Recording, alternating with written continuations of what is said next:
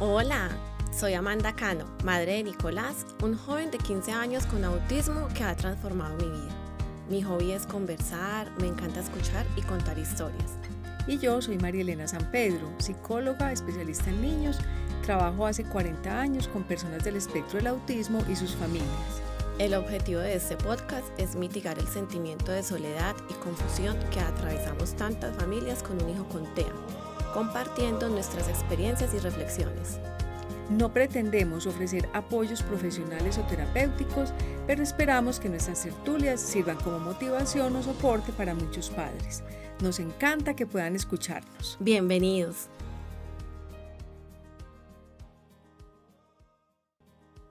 Un corto momento eterno es esos clases de estimulación a las que llevábamos a Nicolás cuando tenía entre 3 y 12 meses.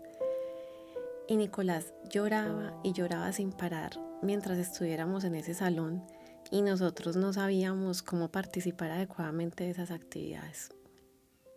Bueno, entonces a partir de esa descripción vamos a hablar hoy sobre los primeros signos que dan lugar a sospechar la presencia de autismo en un niño. Entonces las preguntas que esperamos poder responder son: ¿a qué edad se puede empezar a sospechar la presencia del autismo? ¿Cuáles serían esos principales signos de alarma? ¿A quién le correspondería señalar tales signos? ¿Y qué hacer cuando ya se empiezan a evidenciar?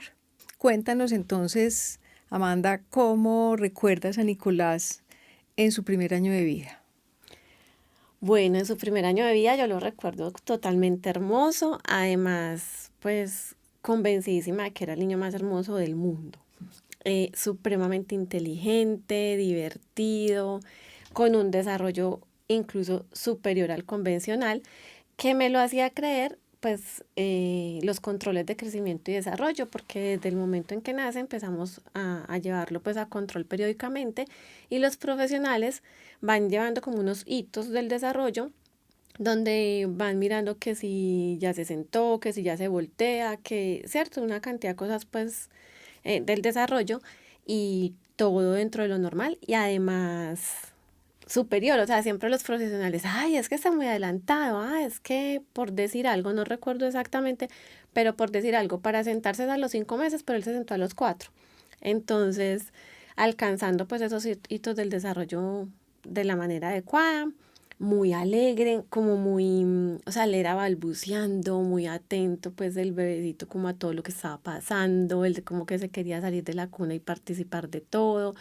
Nosotros desde que tenía 3 mesecitos lo pusimos a dormir en la habitación solo, entonces como muy tranquilo en su habitación, yo iba pues con la frecuencia que correspondía a alimentarlo y cuando entrábamos en la mañana a saludarlo y todo siempre como sonriente, bueno, como muy normal pues ese primer año. O sea, ninguna preocupación de ustedes, de ningún familiar, de ningún profesional. No, para nada. Hasta ahí los profesionales que lo veían eran los del, generalmente pues pediatras, ¿cierto? Eh, y todo muy bien, o sea, motrizmente, como las cositas que miden, todo muy bien, en peso y talla supremamente bien desde el momento en que nació.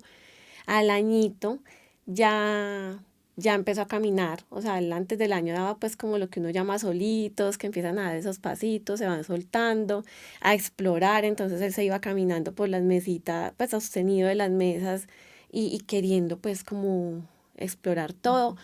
Em, Curiosamente empieza a tener como un gusto por los colores, las figuras, los números, lo que nos hacía pues sentir muy orgullosos de tener un hijo tan inteligente. Desde antes del año. Desde antes del año, ya él al año mencionaba los colores y nos decía, por ejemplo, amarillo, azul, verde.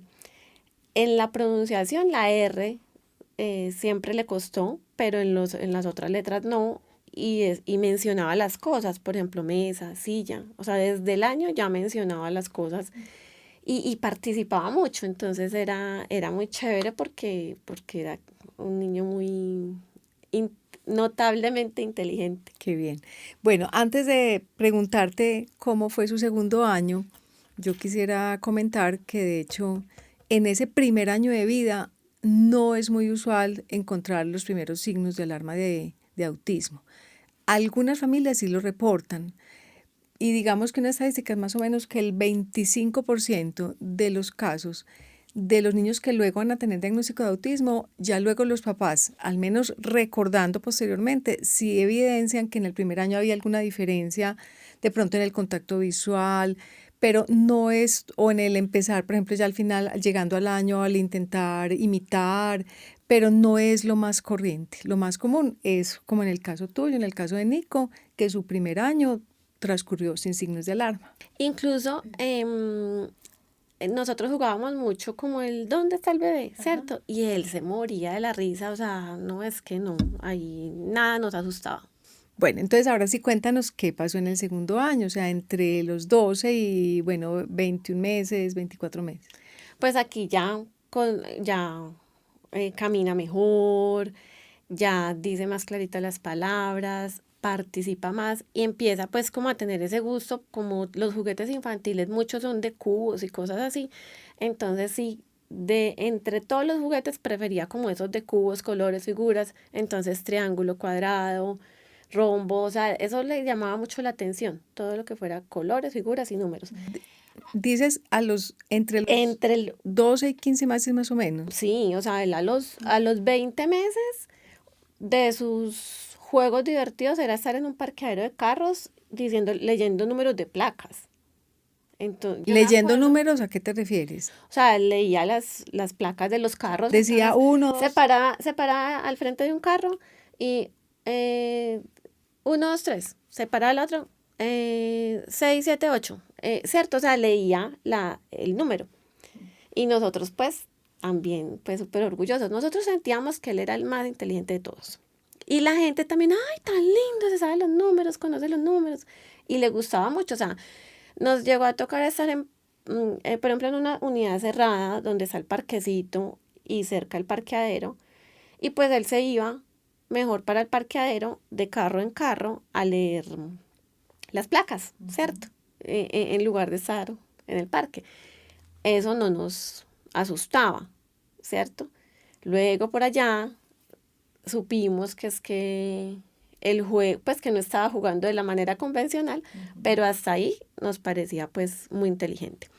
Entra al preescolar, entra al jardín infantil a los 20 meses, entonces entre los 12 y los 20 es como ese gusto por las figuras, números y colores. Y empezamos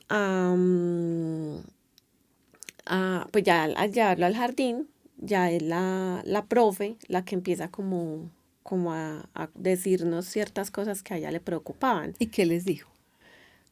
Por ejemplo, que no sabía qué hacer, o sea, ella igual como con mucho cuidado, yo ahora me pongo a acordarme y también era difícil porque ella era como, ay mamá, es que yo quisiera decirle algo, pues como que no sabía cómo, ¿cierto? Entonces, es que no sabemos qué hacer con Nico porque cuando estamos haciendo una actividad de leer fichas, él se pone a darle vueltas corriendo a una matera y no se sienta con los otros niños, entonces no sabemos si permitirle que dé vueltas, viendo que sí está aprendiendo o si obligarlo a que se siente. Y pues yo tampoco sabía, ¿cierto? Claro, y en tu familia no había niños. No, para nada. Entonces, empieza la profe, bueno, dice eso, dice que, por ejemplo, cuando estaban haciendo la ronda para jugar con los niños, le daba la mano a los adultos, a las profes, pero a los otros niños no. Entonces, que generalmente era una profe, entonces que no, él le rompía pues el círculo porque no le daba la mano al otro niño.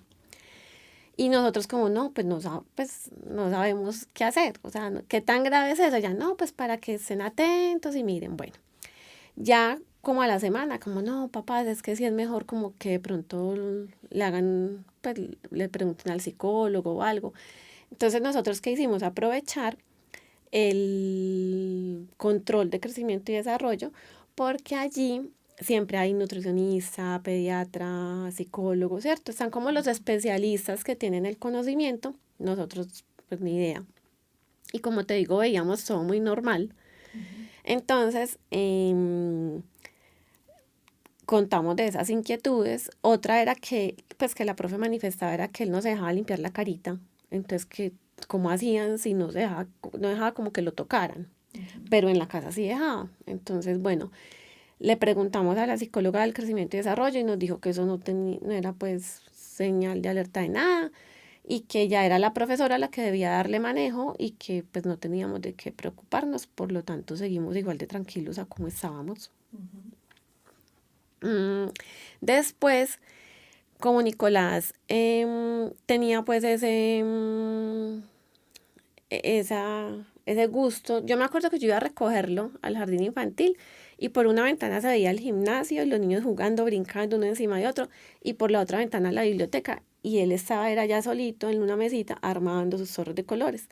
Entonces recuerdo que un día en la casa estaba armando sus zorrocitas y él empezaba, por ejemplo, 10, 11, 12, 13, era contando las fichitas, las iba poniendo. Y mi esposo lo llama, Nicolás, y no le contestó. Entonces me mira mi esposo y me dice, ¿será que Nicolás tiene autismo? Entonces pues a mí me dio mucha rabia. Eso fue casi causal de divorcio, porque como te contaba en el episodio pasado, pues mi referente de autismo era el vecino Claro. que tuve y bueno, lo que te contaba. Entonces, pues ¿cómo se le ocurre a mi esposo decir que semejante niño, Tan además de inteligente. hermoso, muy inteligente, que porque no lo miró tiene autismo? Pues no, o sea, yo me enojé muchísimo. Sin embargo, en el siguiente control, mi esposo fue conmigo y se acerca a la psicóloga por un ladito y le dice, doctora, ¿uno cómo sabe si un niño tiene autismo? Y yo pues casi lo mato, lo miré furiosa y me dice, y le contesta a la psicóloga, em, pues le pregunta, él se balancea durante más de media hora.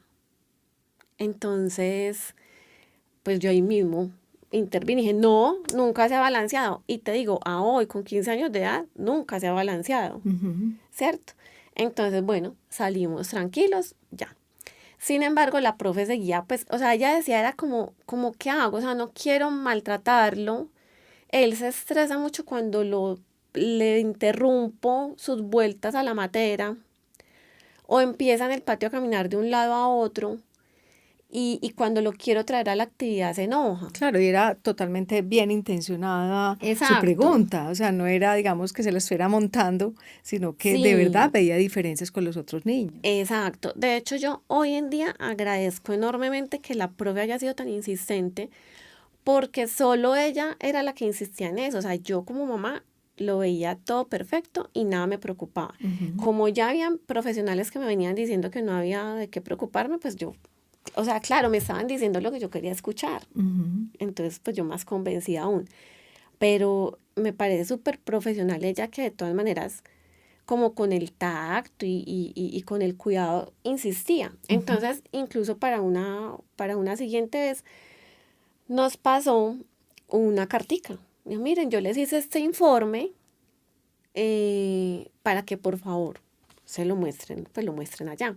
Entonces llevamos el informe ¿A dónde? a donde otra psicóloga del control. O sea, ya era ya la tercera, ¿cierto? Entonces ella dice, miren, yo no veo que eso sean señales pues como de preocupación.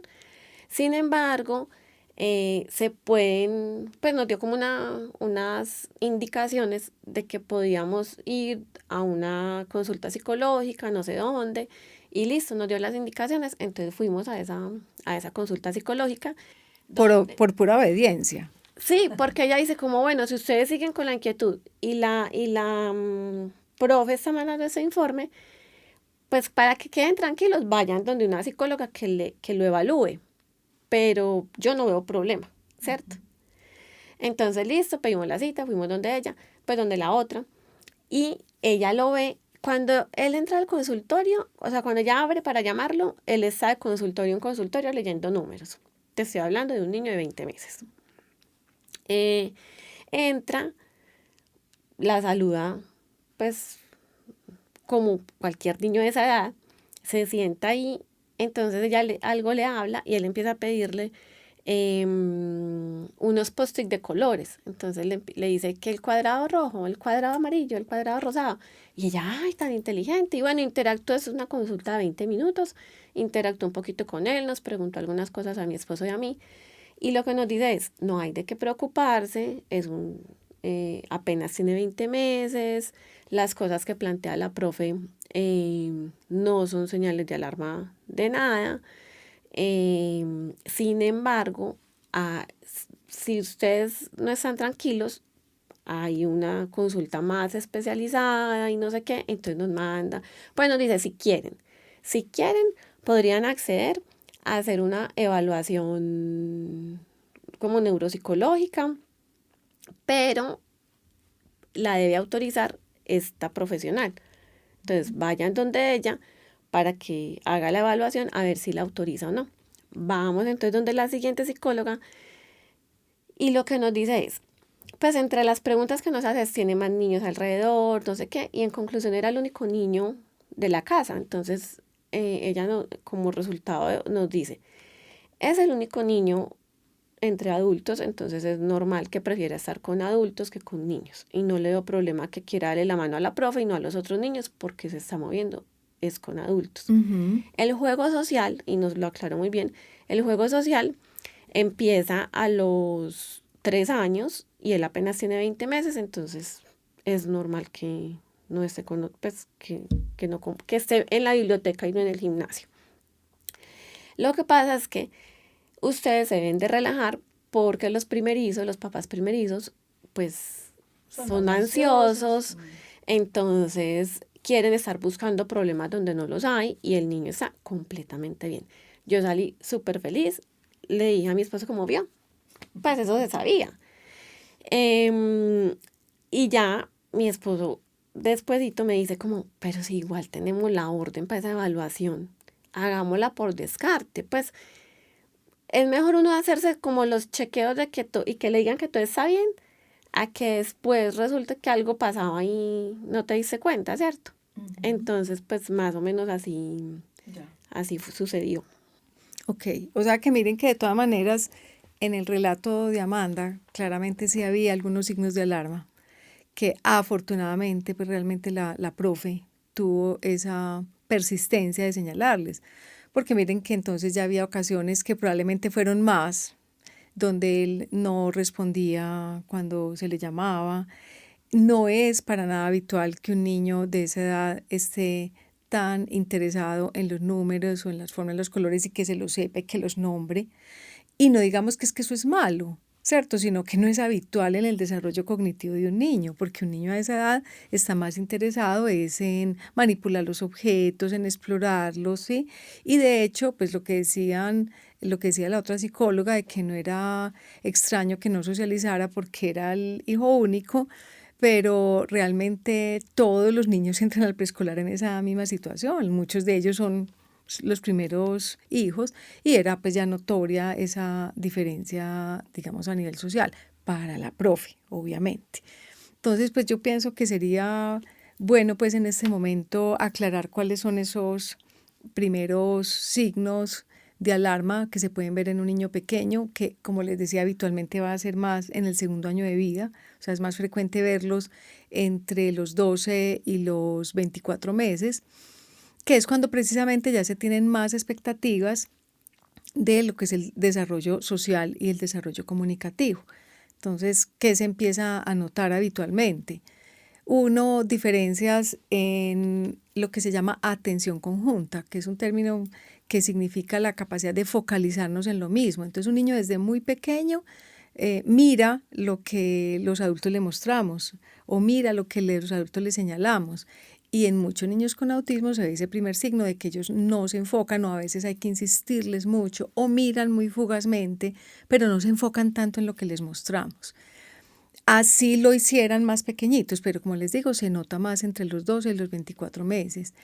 También son poco dados a ellos mostrarnos las cosas. Ellos pueden estar muy interesados en algo, pueden estar muy encarretados con algo, pero para ellos. no necesariamente que no lo quieran compartir. O a veces no lo comparten, pero de una manera como muy mecánica, como muy de ayúdame, casi que a veces están interesados en este objeto y no lo saben manipular o no lo saben abrir o se les atasca y no lo comparten, pero en realidad no es para mostrarlo, no es para decirnos como quien dice, mira qué chévere, sino casi que ayúdame que no lo puedo hacer solo. Entonces, otro signo de alarma es ese, el no mostrarnos simplemente con la intención de compartir. Esos ya son de hecho lo que se llaman los precursores, o sea, las etapas iniciales de la comunicación. Entonces se ven diferencias, o sea, son niños que de pronto son menos dados a compartirnos lo que están pensando, sintiendo. Ya a esa edad los niños, claro, empiezan a decir palabritas y de hecho muchos de los niños del espectro del autismo se van a demorar mucho en hablar, otros no van a hablar, una minoría, pero algunos sí no llegan a hablar. Pero sí se ve en casi todos esa menor intencionalidad, o sea, o son más dados a comunicarse básicamente, como decía, para lo que necesitan, pero no necesariamente como para contestarnos preguntas, no como con los fines sociales habituales, que son saludar, como contar qué hicieron, esas cosas, o contarnos lo que les interesa, son menos dados a eso. También otro signo de alarma puede ser el tema de la socialización, porque una cosa es el afecto hacia los padres, que ese no falla, no es que en ellos, que ese es además otro mito, ¿cierto? De creer que un niño con autismo no expresa afecto, eso es un mito total, ellos sí son afectuosos, pero realmente la diferencia no es en eso del afecto con papá y mamá, sino ya en la socialización, cuando empiezan sobre todo con pares, que obviamente lo social de una persona se mide más en cómo soy con los demás. Entonces un niño en esos primeros momentos, un niño con autismo en esa primera etapa, puede de hecho sí mostrar poco interés en los otros niños. Los otros empiezan en lo que se llama un juego paralelo, o sea, puede que todavía no hagan un juego activo, pero sí como que como es un imán, como que va uniendo a todos los niños, como que ellos quieren estar junticos y uno ve que el niño con autismo tiende más a estar en lo suyo. No es rechazo, no necesariamente es agresión. Algunos sí tienen rechazo, sobre todo cuando otros niños lloran, porque pueden ser muy sensibles al llanto, pero puede que no rechacen los niños como tal, pero tampoco se interesan mucho en ellos. ¿Sí? Es como si ese imán estuviera menos fuerte. Puede que también entonces tengan intereses repetitivos o conductas repetitivas o movimientos repetitivos. O sea, lo que tú nos cuentas, Amanda, de Nicolás en ese primer momento con los números y definitivamente era un interés repetitivo. Y los niños habitualmente empiezan a conocer e interesarse por los números, pues a conocerlos, es en la etapa ya preescolar, ya de 3, 4 años, 5, ¿sí? Y digamos que les puede interesar, pero no como tan intensamente como tú describes, que él prefería estar leyendo todas las placas de los carros que probablemente haciendo juegos de otro tipo de su edad. Entonces, Pero es que ahí yo pienso que también uno de papá pues se despista un poquito en el sentido de que pues queremos tener el mejor hijo del mundo. Además queremos presumir, ¿cierto? Entonces, en serio, para nosotros era pues era un orgullo que la gente era, ay, tan inteligente. Entonces, ay, sí, entonces antes mejor. O sea, si está en el parqueadero leyendo placas, mejor para poder presumir de él. Pero ahora que estás mencionándolo, nosotros, o sea, muchos de esos signos que vos estás mencionando, él los tenía.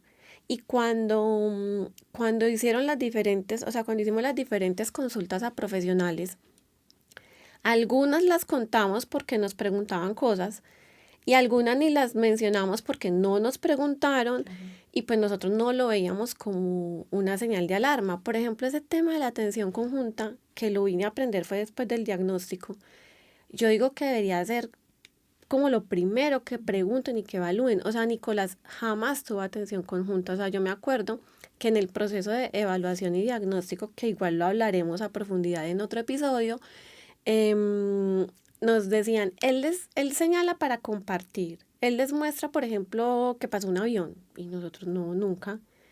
Y él en realidad nos buscaba, o sea, si él tenía sed y el juguito estaba alto, él venía, nos buscaba, mamá, me jalaba el dedo, me llevaba a la cocina y me señalaba, y me señalaba qué era lo que quería. Sí, Y yo, pues es que a mí lo que me impresiona es que, pues uno como papá, ¿cómo va a tener ese conocimiento de que si pasó un avión él me debería compartir? Yo después veía, tengo una sobrina de 9 años y claro, mi sobrina al año y medio estaba mostrándole a uno el mundo entero, pero porque yo ya sabía que existía una cosa que se llamaba atención conjunta y nunca, nunca en todo el proceso ningún profesional nos preguntó por eso. mira, tienes toda la razón. Eso es algo que lamentablemente se conoce muy poco. Ahora, si miramos las tablas de desarrollo y si miramos las escalas con que se debe hacer todo lo que son esos controles de crecimiento y desarrollo, hay algunos de esos ítems, ¿sí? Pero de pronto lo que llamamos el desarrollo psicomotor, que debe ser ese chequeo de todos esos aspectos esperados en el desarrollo de un niño, normalmente le prestan más atención a lo motor, ¿cierto?, que a todos estos otros aspectos sociales y precursores de la comunicación. Es más, empecemos por decir desarrollo físico, le van a prestar más atención a la talla y al peso, ¿cierto? A todo ese asunto del desarrollo físico más que a este otro aspecto del desarrollo. Y de la atención conjunta, definitivamente, mira, muchos profesionales y muchos psicólogos solamente aprenden de este tema cuando lo empezamos a trabajar conociendo el autismo, que es muy lamentable, ¿cierto? O sea, que realmente se desconozca tanto siendo tan importante en el desarrollo de los O a niños. veces tan evidente, porque yo después era que caía en cuenta que Nicolás entre los 12 y 24 meses, por ejemplo, íbamos al supermercado y él se sentaba en el piso a girar la rueda del carro del supermercado. Incluso para nosotros era súper normal. Mi esposo estaba yendo por algo y yo como que ya me había acostumbrado a que tenía que esperar un momentico para dejarlo jugar un ratico con la rueda para poder arrancar a mercar. Y después me entero que era una señal de alarma. Claro. O por ejemplo, él todos sus jugueticos los filaba, pues los ponía en fila y a mí siempre me pareció que era un niño muy organizado. O cuando estaba muy emocionado, saltaba y movía las manitos de esta manera. Y El después me aleteo. dicen que es que se llama aleteo y que es una estereotipia y que es un movimiento repetitivo. Y eran cosas que sí estaban ahí, pero es que nosotros no sabíamos y los profesionales con los que consultamos tampoco nos lo preguntaron. Tuvieron mucha suerte, de verdad, de dar con una profe tan insistente y tan responsable, ¿cierto?, de señalar esas diferencias. Entonces, bueno, esos podríamos decir que son los signos de alarma, los que les mencionaba en lo social, en lo comunicativo, o sea, la menor intención. Es muy común lo que tú nos cuentas, o sea, llevar de la mano para mostrar lo que piden, pero sin establecer el contacto visual, porque lo habitual es que un niño nos jale, ¿sí?, nos muestre, a la vez nos mira y turna la mirada entre el objeto y la persona. Y si uno no le presta atención, él lo jala a uno como quien dice, páreme bolas. Ajá. Sí, es que atención conjunta es la palabra elegante o profesional del parar bolas que decimos tan coloquialmente, ¿cierto? Entonces, bueno, eso es demasiado importante en esa etapa. Igual lo de las conductas repetitivas o las estereotipias, las reacciones emocionales extremadamente intensas en ciertas situaciones que aparentemente no son tan claras, que después ya se va viendo que son o por cambios de rutina o por situaciones del entorno que sensorialmente pueden afectarlos, ¿cierto? Entonces, pero uno lo va a ver en el niño como unas reacciones muy fuertes y muy intensas. Entonces yo diría que esos serían, pues como en general, los principales signos de alarma en esta etapa del desarrollo. Y yo te hago una pregunta, ¿hay alguna diferencia entre un nivel y otro dentro del espectro? O sea, ¿hay signos de alarma para los de un nivel más bajo que lo otro? No sé. Sí, puede ser que un niño, o sea, dentro del espectro, que otro día hablaremos de eso también, las diferentes manifestaciones, pero digamos que hay niños con autismo que pueden tener un desarrollo del lenguaje en la edad esperada, del lenguaje, tener mucho vocabulario y pueden tener de hecho algunos un vocabulario supremamente elevado e incluso, sí, sorprendente, que tampoco es habitual para su edad, pero sigue estando de base, a veces es más sutil, hay que tener todavía más atención a eso, porque puede ser mucho más sutil esa diferencia entre el lenguaje y lo comunicativo. Puede que hablen mucho, tengan mucho vocabulario, pero no realmente estén intentando conectar con el otro para contarle lo que le gusta, lo que le llama la atención o lo que le interesa. Entonces sí puede haber diferencias, o sea, pueden ser más sutiles, pero hay otros que pueden estar muy claros, o sea, los intereses repetitivos pueden estar muy presentes. ¿Qué pasa? Que es como tú dices, pueden que sean muy elevados. Entonces, un niño de 3 años que esté interesado en los astros, en las categorías de, no sé, de dinosaurios, son cosas que no son comunes a esa edad, pero que más bien sorprenden que preocupar, ¿sí? O sea, más bien los papás se sorprenden, los profes también. Entonces, digamos que sí puede haber, pueden ser más sutiles esos signos en algunos niños. Bueno, pues aquí yo creo que nuestro primer pequeño logro gigante fue la decisión que tomamos Leonardo y yo como pareja de ir a hacer esa evaluación, y a pesar de que tantos profesionales nos dijeron que nada pasaba, la decisión fue hacerlo, y de verdad que es el primer logro gigante que tenemos en este camino que les seguiremos contando. Bueno, sí, yo creo que fueron muy afortunados, insisto, en tener esa profe, en ustedes mantenerse en esa decisión. Y bueno, para cerrar entonces respondamos las preguntas que teníamos planteadas para hoy. ¿A qué edad se puede empezar a sospechar la presencia del autismo? Entonces se podría empezar a sospechar desde el segundo año de vida, algunas veces desde el primero, pero no tan frecuentemente. Otra cosa es que el diagnóstico muchas veces viene después, pero al menos los primeros signos sí se podrían empezar a detectar a partir del segundo año de vida. Eso es pues como lo más habitual. Bueno, los primeros signos ya se los dije, pero resumiendo, tienen que ver con el desarrollo social, el desarrollo comunicativo y con algunas conductas repetitivas. ¿A quién le corresponde señalar esos primeros signos de alarma? Yo diría a cualquiera que los detecte. En ese primer nivel, detectar los primeros signos no es dar un diagnóstico. Es más, ustedes tuvieron de nuevo una gran suerte de que la profe no les dijera la palabra autismo, porque a lo mejor tú en primer lugar hubieras salido corriendo con tu recuerdo de tu vecino, ¿cierto? De hecho, a esas mismas profes en ese mismo jardín infantil, gracias a que después del diagnóstico y todo, y como les digo, luego les contaremos, em, aprendieron más, recibieron acompañamiento. Empezaron a llegar otros niños que ya ellas más claramente decían, ay, le decían a los papás, es que el niño puede tener señales de autismo, y algunos papás llegaron a sacar a los niños del jardín. Yo en esos casos recomiendo más bien plantear que hay una diferencia, más no decir la palabra autismo, porque no estamos seguros, porque también hay casos que pudieran ser similares y que no se traten de autismo, ¿cierto? Pero igual, si hay alguna percepción de un signo diferente en el desarrollo, lo responsable es hacer una valoración más detallada, ¿cierto? Entonces, ¿a quién le corresponde? A cualquiera. La abuela, la tía, la profe, los papás, cualquiera, ¿cierto? O sea, es de verdad.